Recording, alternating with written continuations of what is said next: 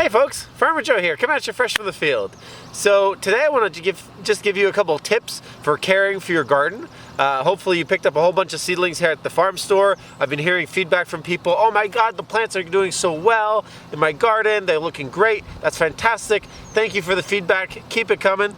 And today I want to talk about protecting your brassica crops from insects. So everything in the brassica family, that's the cabbage family, so cabbage, cauliflower, broccoli, arugula, radishes, turnips, kale, all of those need to have netting on it because there are so many insects that come and eat your stuff, and we have the netting for sale at the store, at the farm store.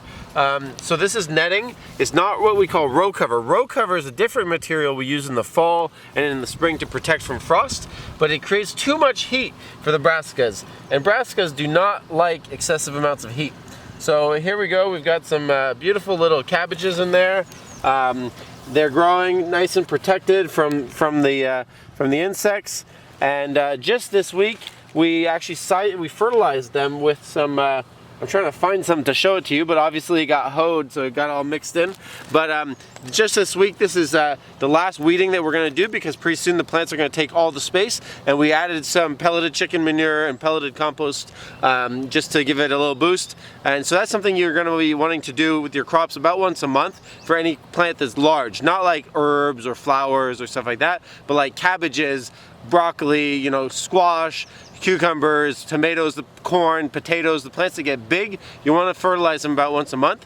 And you can swing on by the farm store. We've got a chart there, or it's available on social media and on our website too. It's our fertilization chart that gives you an idea based on the history of your garden and what kind of fertility we expect in your soil, then how much to fertilize and how often and all that. So protect your crops, fertilize them, and make sure they've got water, especially when it's super hot. Usually we water at 9 o'clock in the morning and at 1 o'clock in the afternoon. The goal is that by the next morning, the soil is basically dry on the surface. Not like bone dry, but it shouldn't be wet. We want to water early in the day, so 9 in the morning, 1 in the afternoon, so that by the next day our soil on the surface is dry. That's going to help manage and mitigate any risks of fungal diseases and all that by creating a nice little dry climate there at the base of the plant.